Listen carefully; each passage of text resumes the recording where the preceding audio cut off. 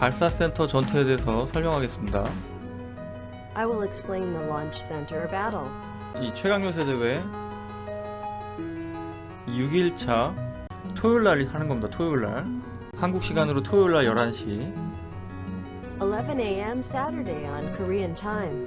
이때 하는 거고요. 11시가 땡 하면은 이 보호막이 풀리거든요. 그 전에 그 서버에서 강한 사람들 이 개조 차량으로 병사를 많이 태우고 티어가 높은 사람들 이 주변에 모여갖고 여기 최대한 가까이 붙으신 다음에 여기 보호막이 딱 11시에 벗겨지면 여기다가 차를 보냅니다. 그럼 이제 이 보호 상태가 풀리면서 100% 점령을 해야 되거든요. 자, 이벤트 규칙 발사센터 전투 발사센터 위치는 600 정중앙에 있고요. 전쟁 상태, 보호 상태, 준비 상태고 나뉘는데 11시 반이 되면은 상대방 서버에서 넘어옵니다. 그래서 11시부터 빨리 차를 넣어서 최대한 저 점령 퍼센트테이지를 올려놔야 돼요. 전쟁 시간은 토요일 00시. 이게 한국 시간으로 오전 11시입니다. 오전 11시에 시작하는 거고 전쟁 시간은 엄청 길어요. 보통 이렇게 많이 안 하고 제일 빨리 끝나면 4시간. 제일 빨리 끝나면 4시간 하는 겁니다. 점령 진도가 100%에 도달한 연맹이 승리하게 됩니다. 그래서 제가 아까 말한 대로 11시부터 11시 반 사이에 이 점령 진도를 최대한 끌어올려 놓기 위해서 강한 사람들이 차량을 빨리 보내놔야 돼요. 여기 써있죠. 더 많은 병사를 파견하고 높은 레벨의 병사가 발사센터를 점령할 시 더 빨리 점령할 수 있습니다. 이게 차량을 빨리 놓고 하면 한 상대방 서버보다 몇 분 정도 더 빨리 끝날 수가 있어요. 초반에는 그 몇 분이 상당히 중요합니다. 전쟁 단계 동안 100% 도달을 못하면은 최고 진도를 달성한 연맹이 발사센터의 통제권을 갖습니다. 그 발사센터 주변에 4개의 초대형포가 있습니다. 발사센터 혹은 초대형포가 전투에 투입되면 전투 중 패한 병사들은 바로 사망. 이 센터 주변에 여기 포 있잖아요. 얘네들. 얘네는 저희가 KOM이잖아요. 저희 연맹 기준으로. 저희가 이 센터를 먹었으면은 이 포도 KOM 연맹원들이 먹어놔야 돼요. 만약에 120 서버의 다른 연맹원이 먹거나 아니면 112 서버 상대방 서버 누군가가 먹으면은 이게 한 번씩 여기다가 퉁퉁 센터를 공격합니다. 그럼 이 센터 안에 있는 병사는 무조건 사망이 떠요. 이 발사센터 기본 개념은 이 안에서 싸우면 무조건 100% 사망입니다. 병사들이. 센터 전투하는 사람들은 그래서 병사를 많이 뽑아놔야 돼요. 치료가 없습니다. 무조건 사망입니다. 그거 유의하시고, 그리고 센터 먹은 연맹에서 초대형포를 꼭 먹어야 돼요. 발사센터 처음 들어가잖아요. 처음에 도착하는 사람의 지휘센터 레벨, 집결 레벨이죠. 집결 레벨에 따라 결정됩니다. 그래서 처음에 집결 제일 많이 넣을 수 있는 사람이 처음에 차를 넣는 게 빠르게 넣는 게 제일 중요합니다. 그래서 지휘센터 레벨 높은 사람이 처음에 차를 넣으시고 센터에는 초대형포는 30초마다 한 번씩 퉁퉁 쏩니다. 그래서 만약에 다른 연맹이 먹었거나 하면은 저희가 공격받을 수 있어요.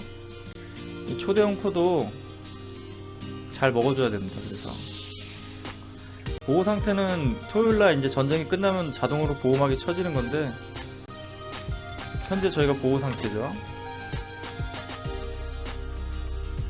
지금 3일 남았네요. 그래서 저희는 어떻게 하냐면 일단 11시 땡 하기 전에 여기 저희 대통령이나 강한 사람이 여기 자리를 잡고요. 그 다음에 옆으로 참모장이랑 사법부가 자리를 잡아요. 그런 다음에 센터 토요일 11시 보호막이 벗겨지면 여기다 차를 여기 있는 사람들이 빠르게 넣습니다. 가속 한번 써주고요. 센터 차 보낼 때는 행군 가속을 한 번만 쓸 수 있어요. 그래서 차량이 다 들어가면은 11시부터 11시 반까지 최대한 퍼센테이지를 올려놓고 점령 진도를 올려놓은 후에 이제 11시 반이 되면은 이제 이제 112서버에서 저희 서버로 넘어옵니다. 이 모래밭은 공격 속도가 느리잖아요. 행군 속도가. 그래서 그 장점을 이용해 갖고 방어를 만약에 해야 된다 하면, 저희가 만약에 이게 대통령 캐릭이다 하면 주변에 다른 연맹원들이 이렇게 자리를 잡아요. 주변에 가까이, 적이 가까이 못 붙도록. 약한 사람들도 센터를 전에 좀 참여를 해야 되는 게, 이렇게 자리를 잡아갖고 가까이 못 붙도록 자리를 잡아주고요. 그리고 센터 찬 넣는 사람은 병사를 항상 많이 뽑으시고, 이 안에서는 무조건 전투가 일어나면 사망으로 처리되기 때문에 병사를 꼭 많이 뽑으시고, 행군 가속 같은 거 좀 많이 사놓으시고요. 근데 이런 모래밭에서 싸울 때는 가속으로 계속 때릴 수 있거든요.